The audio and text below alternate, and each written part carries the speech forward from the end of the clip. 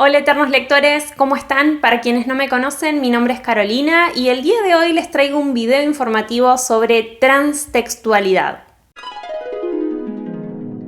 Transtextualidad es un término planteado por el estudioso francés Gérard Genette, que apareció por primera vez en su libro Palimpsestos, la literatura en segundo grado, del año 1982. El autor la define como la trascendencia textual del texto, es decir, como la posibilidad que tiene un texto de relacionarse de forma manifiesta u oculta con otros textos. Un texto, lejos de ser algo cerrado y hermético, está en constante vínculo con otros textos.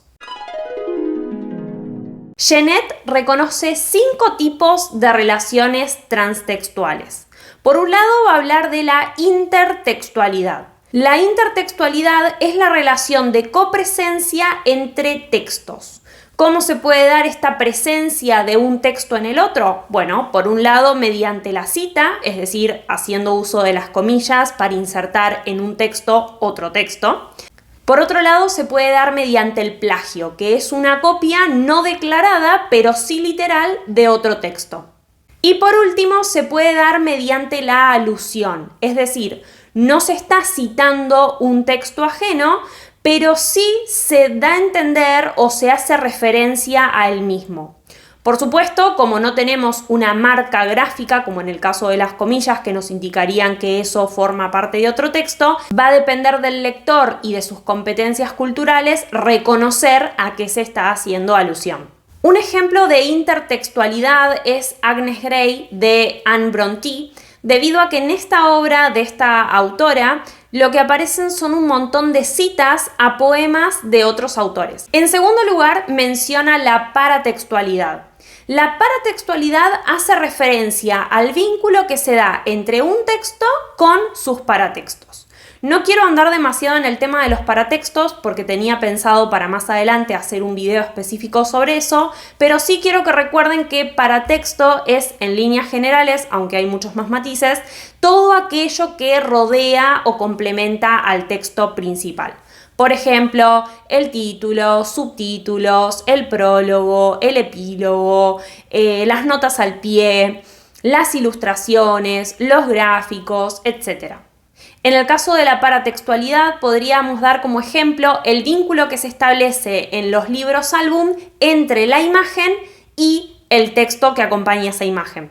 En tercer lugar, hace referencia a la metatextualidad. La metatextualidad es la relación que se da entre el texto con otro texto que se dedica a comentarlo, interpretarlo, analizarlo. En este caso lo que se da es una relación crítica. Como ejemplo de metatextualidad tenemos, por ejemplo, todas aquellas reseñas que aparecen en diarios, revistas o incluso en internet y que analizan justamente la obra de otro autor. En cuarto lugar tenemos la architextualidad. La architextualidad es la relación que se da entre el texto con el género al que pertenece, ya sea literario o discursivo. Obviamente esta relación no es explícita, pero sí orienta y determina en gran parte el horizonte de expectativas del lector. Para la architextualidad podría ser un buen ejemplo mencionar que, por ejemplo, tanto Los crímenes de la calle Morgue como Estudió en Escarlata o Asesinato en el Expreso de Oriente pertenecen todos ellos al género policial. En quinto lugar y por último, Gérard Genette habla de la hipertextualidad. La hipertextualidad es la relación que se da entre un hipotexto, es decir, un texto anterior, con su hipertexto, un texto posterior que deriva de él.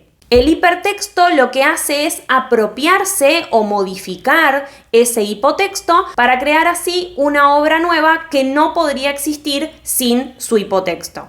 Como ejemplo de hipertextualidad podríamos pensar en Don Quijote de la Mancha, debido a que Don Quijote de la Mancha es una parodia de las novelas de caballería. Es decir, Don Quijote sería el hipertexto que está tomando un montón de hipotextos, es decir, textos anteriores a él, para modificarlos y de esa forma crear una nueva obra.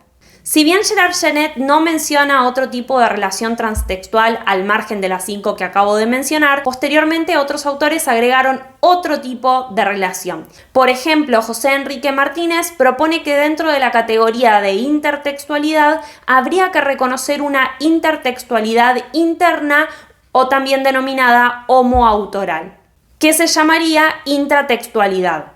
Esta intratextualidad es la relación que se da entre los textos de un mismo autor, ya que según Martínez, un autor es libre de mencionar en cualquiera de sus textos a textos anteriores o incluso a textos que podrán venir más adelante, de autocitarse, de reescribirse y demás. Como ejemplo de intratextualidad podríamos mencionar el fuerte vínculo que se establece entre algunos de los textos de William Faulkner, de Juan José Saer o de Salinger.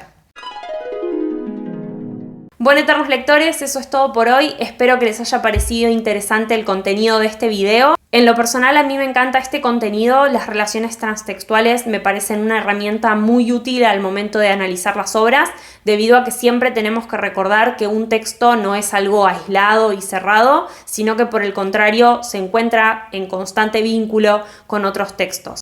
Muchísimas gracias por estar del otro lado y nos vemos la próxima. ¡Chao!